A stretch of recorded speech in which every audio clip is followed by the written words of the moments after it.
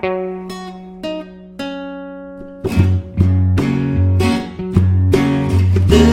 is Spoiler.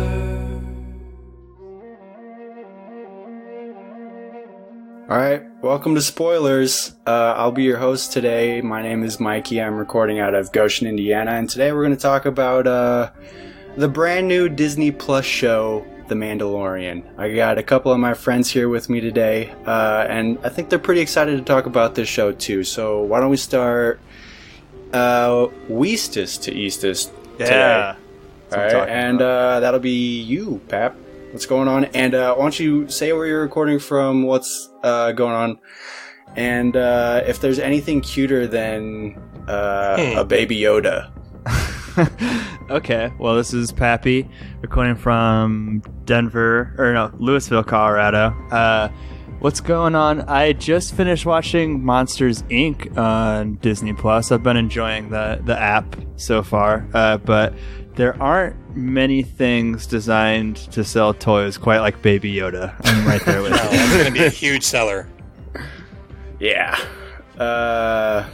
He's pretty adorable. We'll add one more question. What's your, since we talked about it a little bit earlier, and I kind of want to hear everybody's, what's your Disney Plus avatar that you chose? Oh, I'm definitely Donald Duck all the way. Nice. On all social media. Oh. Next up will be Josh. Hey, this is Josh, also from Goshen. I, too, have a Disney Plus avatar. It is Jafar.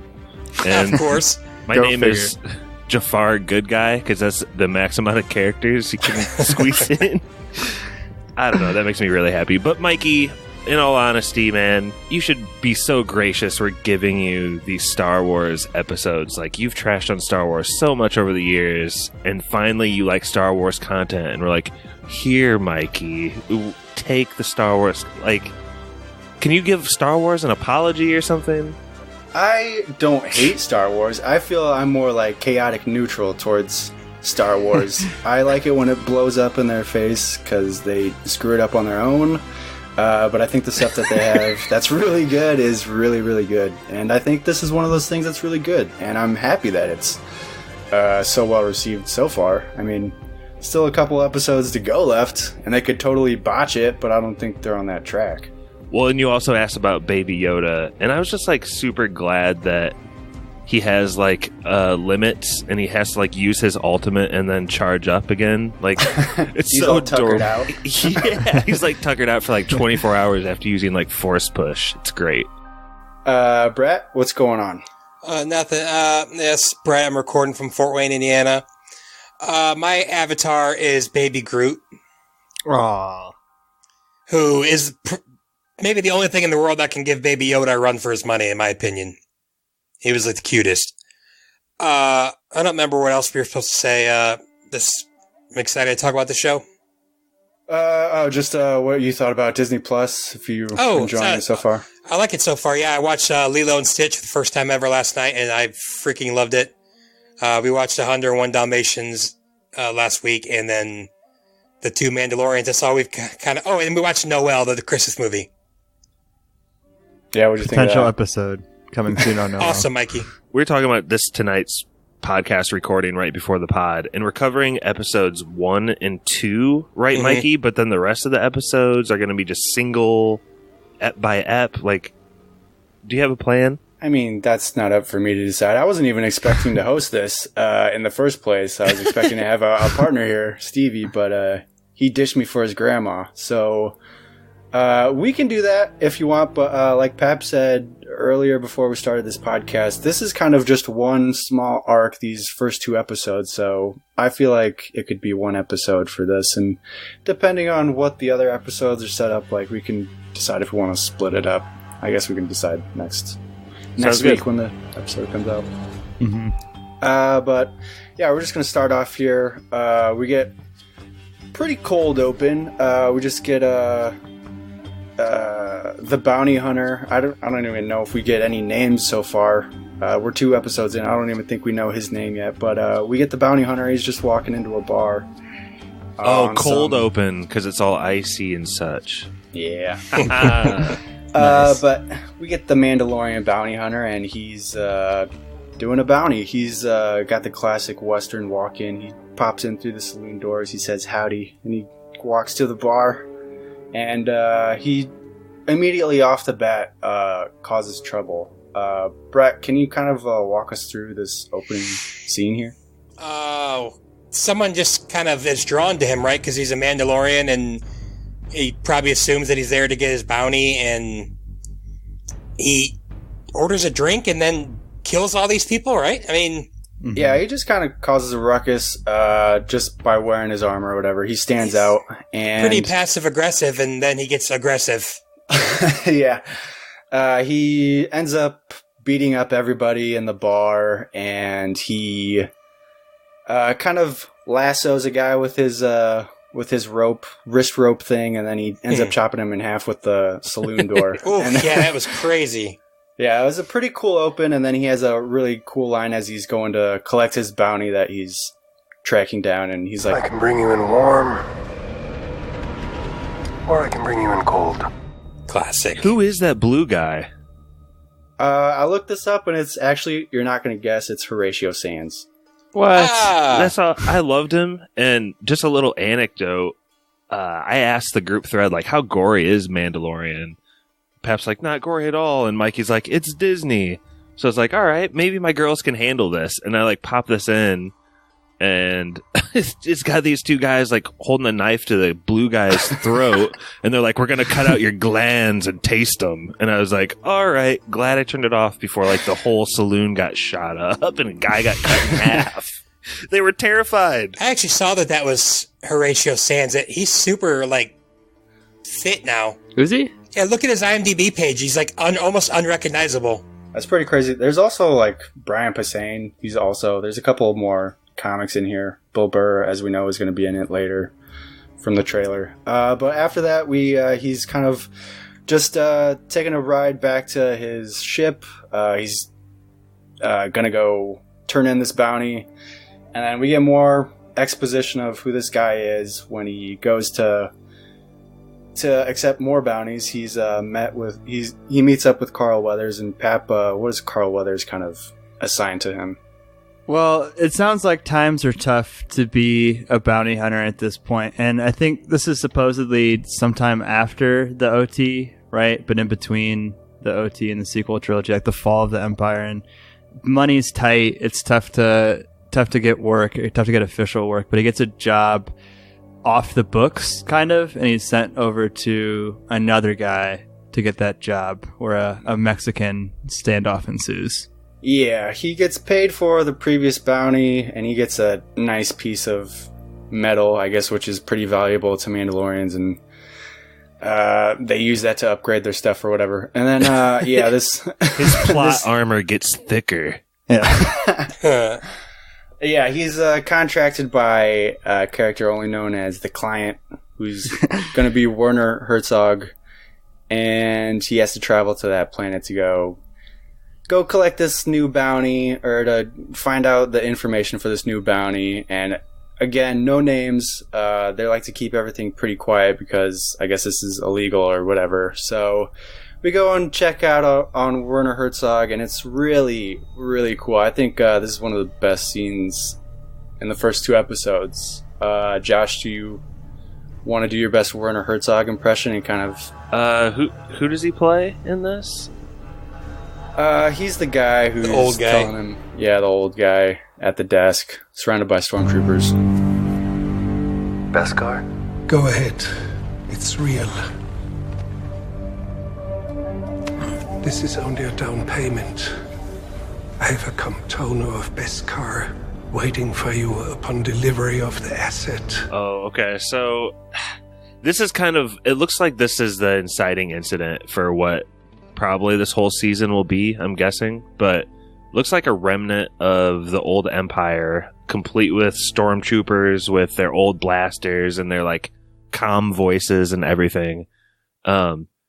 He basically is like, hey, we heard you're the best, we heard you're expensive, and we're gonna give you this. And like, this is right after we see the Mandalorian like have to accept half the price because the currency wasn't right in his last deal, And so this is like something you can tell is super valuable. And he's like, this is actually only a down payment. We'll give you like a whole barrel of these once you deliver the target. And I don't know. There's also some stuff I don't really understand. They say the word, and I have it in my notes, capital CHIT, chit. But there's a fob, there's a chit, there's the metal, there's like the disc pucks. Did anybody really keep all that stuff straight watching these 2 episodes? No. No, but I'll say this. It reminded me so much of everything that I loved about the OT, both in kind of the look, which I'm sure we'll kind of pepper in here and there, but with the practical effects and the just fast-pacedness of the story. Like, there's barely any exposition. It's almost like Jon Favreau was like, take everything that the prequel trilogy did and let's invert it as much as humanly possible, which was a good call. Mm-hmm. Yeah, they keep it moving. We're just like traveling from planet to planet, and next up we're on this desert planet after he accepts the bounty. But that's a big scene though, right? Don't you guys think that's going to have implications throughout the season? Oh yeah, for sure. He upgrades his armor and all that stuff, and then he takes off again for this, the location he doesn't have any information about his target. It's just an age is all he has to go by, and then it's in this location. And so he ends up flying to this like compound filled with bad guys, or they're like protecting something that they don't want stolen. So he's having a hard time getting in. He's trying to sneak in, and then he has his little buddy IG-11 kind of screw everything up for him, who's voiced by Taika Waititi. And he's a hunter droid, a bounty hunter droid, and they kind of tear stuff up until they kind of make their way inside this base. And I love how he has to talk him out of committing suicide like 4 or 5 times. Self-destruct mode. His first protocol, if they're ever cornered, is to just self-destruct, which happens like 5 times during the scene, so he's always calling it off. I thought him like shooting and his movements were like the coolest droid movements I'd probably seen in Star Wars. Like he was like really mechanical and swiveled around, and I just thought it was really, really cool. I totally agree, Brett, because I think every droid that Disney's done so far has kind of been a letdown to me, from BB-8, which is just a rehash of like R2-D2 to K2SO, who's it's like literally super one original. of the worst droids ever. Yeah, this droid was awesome looking. The design on it was incredible. It's got guns coming out of its brain. It's so cool looking. Yeah, it just looked like the guns were almost like wobbling, like kind of uncontrollably sometimes, which just had this really cool feel. And a bigger deal is I was so relieved when this happened, because all the scenes leading up to this were like pretty dark. Like, we talked about cutting out a live humanoid's glands and tasting them, but like at this point we got this robot that's kind of joking around, and he's like there's something about being in a guild, and they're gonna like, he talks him in on the spot to splitting the bounty, and it's so funny. Taika Waititi's like, that deal is acceptable. He starts But I get the blasting people. reputation credits or something. I have a suggestion. Proceed. We split the reward. This is acceptable. Great. Now let's regroup, out of harm's way, and form a plan. I will, of course, receive the reputation merit. Yeah, I like the way IG-11 moves too. He's kind of just like a metal tube, and then his arms just kind of like rotate around his head, Yeah, just it's shooting super cool. everything. His legs even like rotate. And he doesn't really walk like a normal person would. He just kind of like swivels. It's really cool. I think it's a cool design. So they end up hijacking this like turret thing and then blasting the door open because they're kind of cornered. They had no other way to get in there. And this is really the end of the first episode. They end up finding the package, in quotes, and it turns out that it's a tiny baby. It's a baby Yoda. Well, it's not a Yoda. It's whatever species Yoda is. Unknown. Yeah, so IG-11's prerogative is to just kill it and collect the bounty that way. But we kind of get the Mandalorian, his conscience kind of takes over, and he shoots IG-11 in the head, and then he ends up having a moment there with Baby Yoda and he ends up saving him, and then that's kind of the end of the first episode. That's the second episode, right? No, that's the end of the first oh, crap, episode. You're right. Dang. But I just wanted to say something like, we don't know hardly anything about the Mandalorian. No. He barely talks. It's a... Fuck, what's the actor's name? I don't have it in front of me. Pedro The guy from Pascal? Game of Thrones. Yeah. Yeah. He's such a great actor, but he's almost underutilized. And like, this is basically in the first 2 episodes the only moment of characterization that he has is that he doesn't kill a kid, which can be good, can be bad. I don't know if you guys felt about it. It could be for the money, but he's also doing the like Da Vinci God to Adam finger thing with him. So there's that. Yeah, because Werner Herzog was like, you can either bring it alive or you can bring it dead. It doesn't matter to me. And then his little partner there is like, please bring it back alive. And I think the Mandalorian is kind of just like neutral up until that point, and then he kind of shows that he has a good side once he blows IG-11's brains out. Did you guys hear that story where Werner Herzog wept on the set Yeah. when he saw Baby Yoda? Oh That's my awesome. gosh. One other quick note about the episode. I'm pretty sure there was a gremlin roasting on an open fire. Oh, yeah. That was like the weird thing from Jabba's place, like the... Oh, Yeah, that's what... a Star Wars. That's That definitely a made Star me- Wars creature. That did not make me feel good. He did watch And a buddy. yeah, get his like partner was looking on like... Yeah, that was... I didn't like that. A little salacious crumb. That got a little too real for me. So that's the end of the first episode. Did you guys have anything you want to say? Like, I don't know, maybe talk about the production of it, or there's a lot of stuff we could talk about. I mean, I think this looks amazing, and I think the music is out of this world too. They got the guy from who did all the music for Community, Ludwig Göransson. He's also did like the Black Panther soundtrack, which is really awesome. So they got a really different sounding guy than John Williams. The music is totally unlike anything in Star Wars before. You said something before Brittany and I watched it, and I think it's super true. I don't know if the exact number's right, but you said something like, you can definitely see where the $15 million an episode goes, and I could definitely see it looks very, very good. Just as good as the movies, the newer Definitely. movies. I think it's incredible how good it looks, especially just for a TV show. It's funny you say that though, Mikey, about the soundtrack. My coworker Emily, she asked me a couple days ago. She's like, "I thought you were doing a Mandalorian podcast," and I was like, "We're a little behind on it."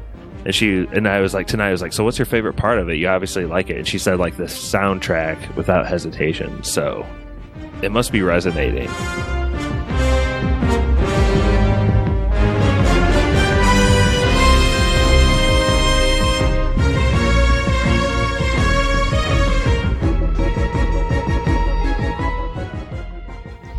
Just another thing too to bring it back. The budget for this $15 million is the exact same as Game of Thrones season 8 budget per episode, which is kind of interesting. Wow. Yeah.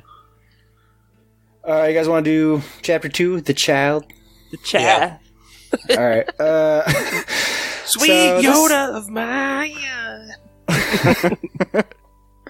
This episode takes place on the same planet. He never ends up leaving this planet until the very end of this episode. So he's trying to get this baby back to his ship, and because right now he's kind of in the middle of the desert after tracking it down. And when he gets back to his ship, first of all, he's ambushed by some mercenaries that are wanting to kill Baby Yoda. But he kills them. He actually has an awesome rifle that vaporizes people, so we get to see that in action. And then he gets back to his ship, and he sees that it's getting stripped by a bunch of Jawas, and he kind of goes nuts and tries to kill as many Jawas as he can before he runs down their big scrapper, and then he kind of gets taken out. And Josh, what kind of happens to the Mandalorian here? Well, I love when he's sniping down at him and disintegrating him. It reminds me of Legolas in the Fellowship when he's just like ripping out his bow and arrowing orc after orc. Yeah. I feel like if they released an extended version of Mandalorian, he needs to disintegrate like 4 more Jawas. Oh, I love that. I love that.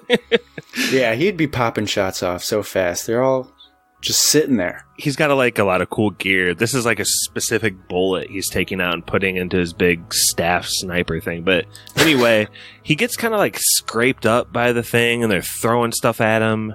And after a huge struggle, Mikey, he gets to the very top and there's like a big gang of Jawas all waiting with their little tiny laser guns and they blast him off the edge. Harry, and I was reached the top. I realized like I was really loving this. Like I was laughing out loud at this point, even though Mandalorian was like hurt. Was anybody else really enjoying it in that way?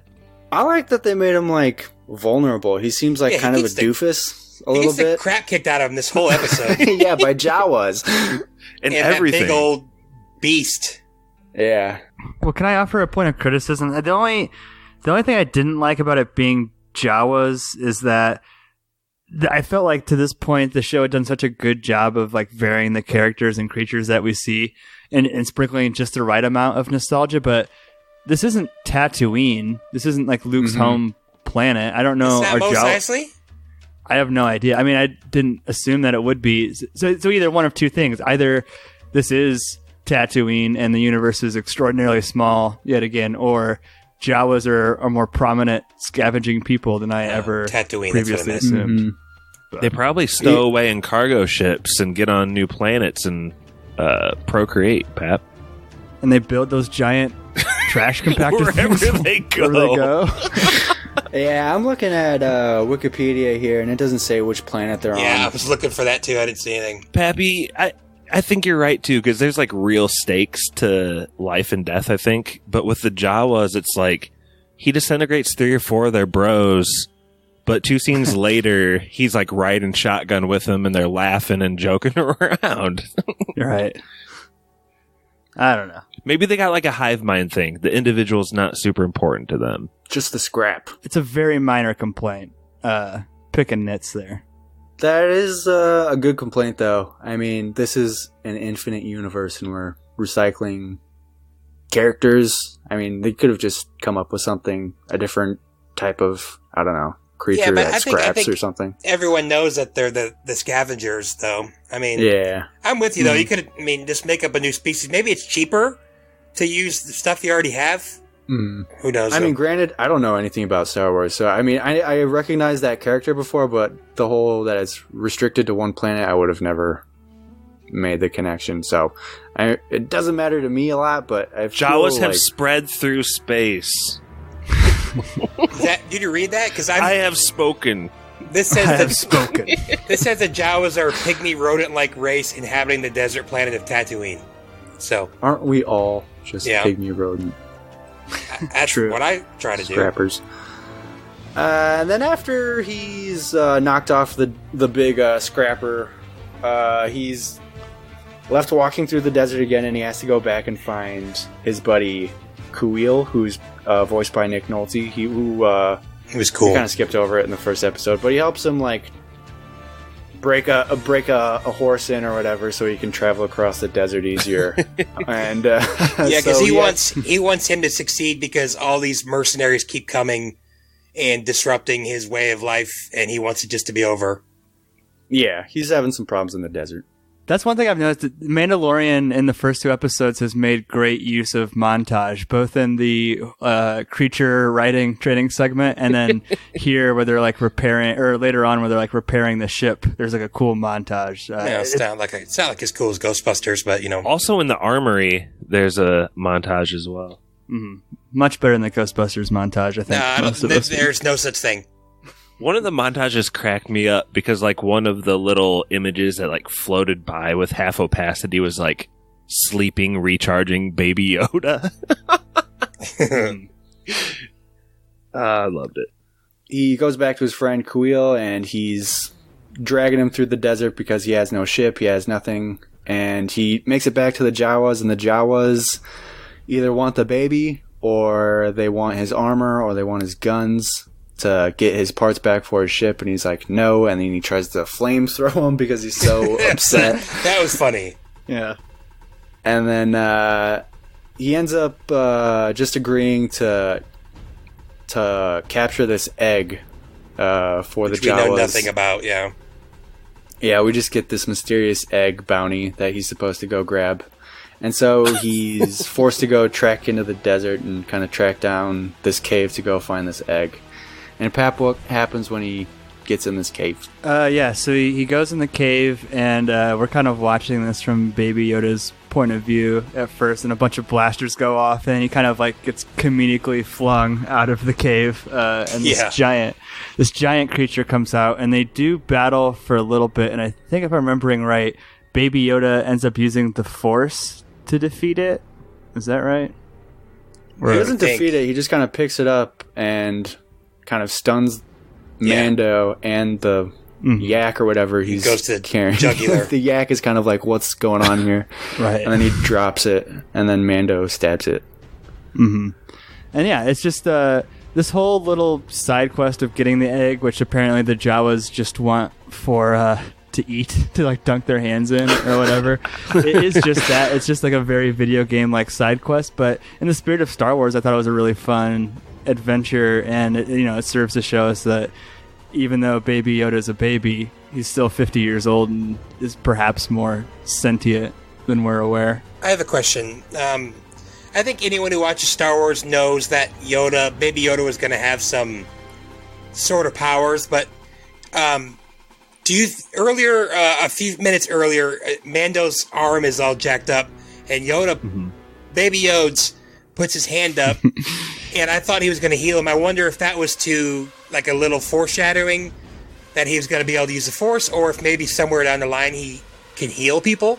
Did anybody get that impression? I just love how his Force usage is like so fragile that he's in the middle of healing him, and just like Mando standing up and grabbing him and setting him down just like ends it. It's it's over. Yeah. No. No.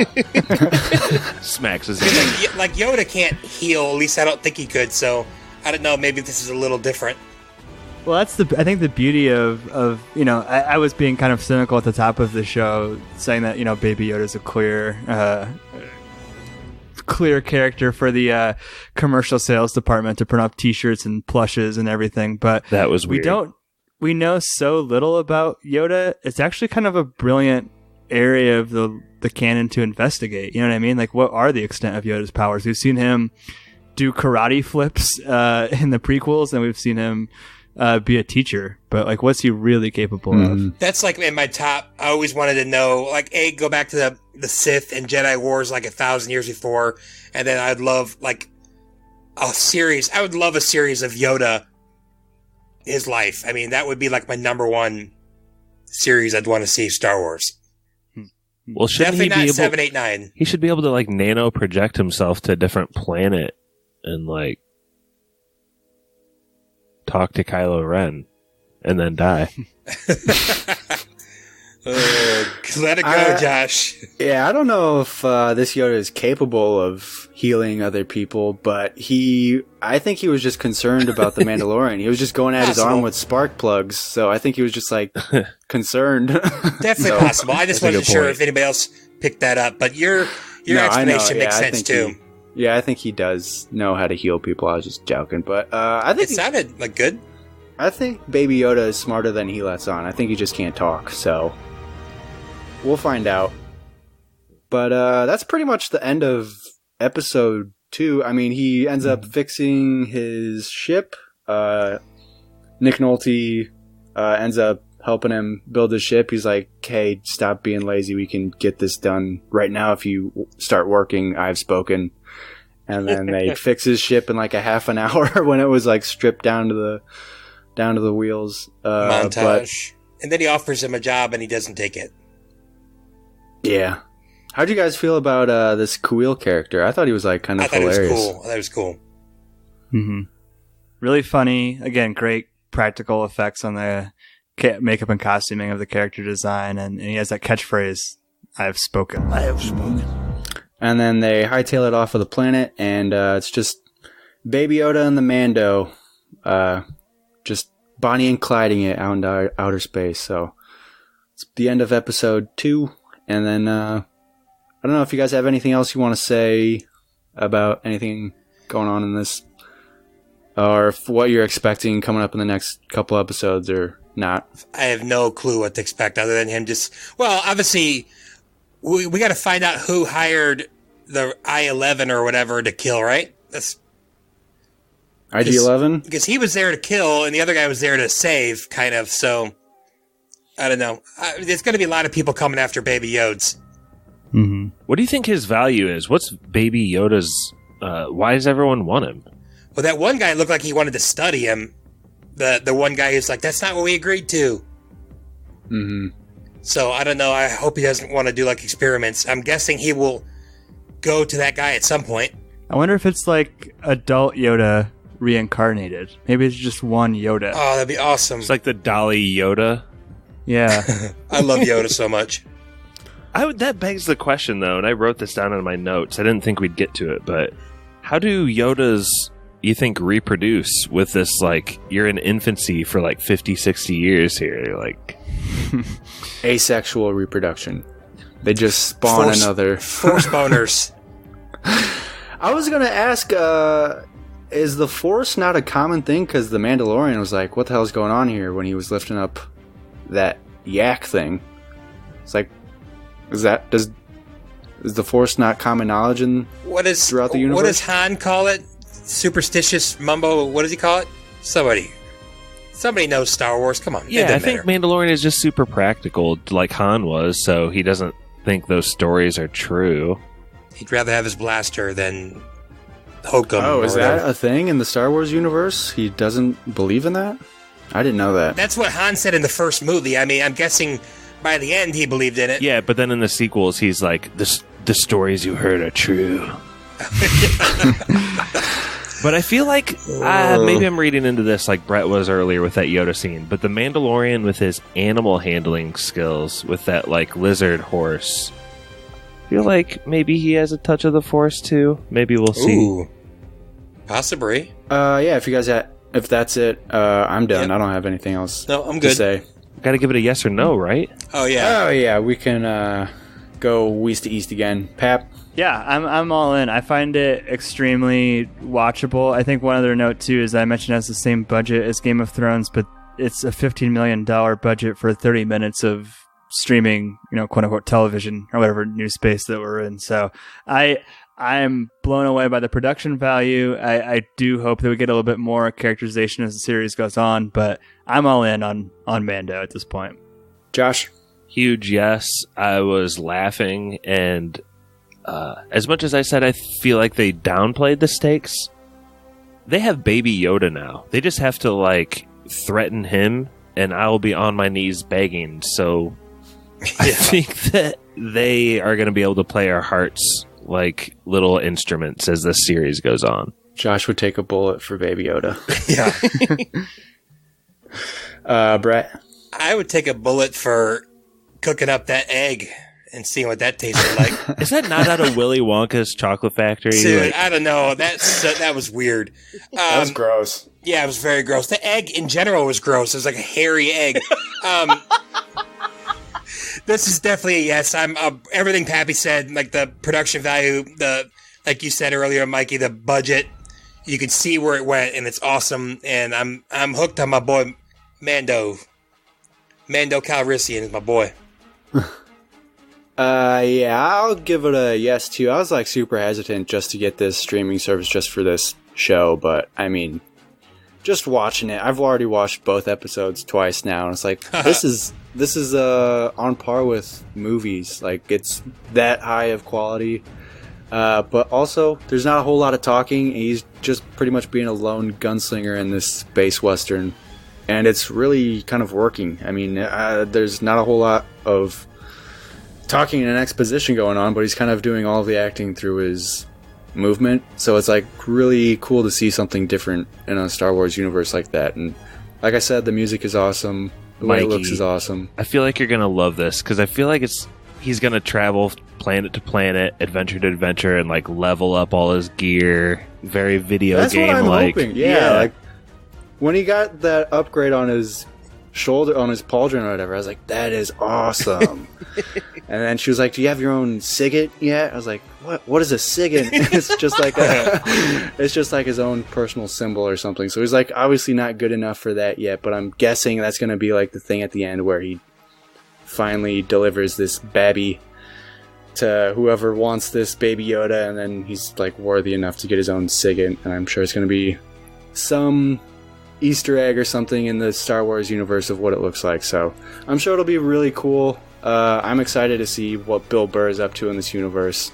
That's kind of what I'm most excited to see next. But I'm just checking in on you, Baby Yoda. yeah, so far I'm loving it. But it's kind of a love-hate with the Disney thing. It's like, I wish anybody else but Disney owned Star Wars. But also, this is what you get when Disney owns Star Wars, and it looks awesome. So I'm going to give it a yes so far. But that was our Mando talk. You got anything else to say? I'm done here, and we can toss it to Spoiler Man.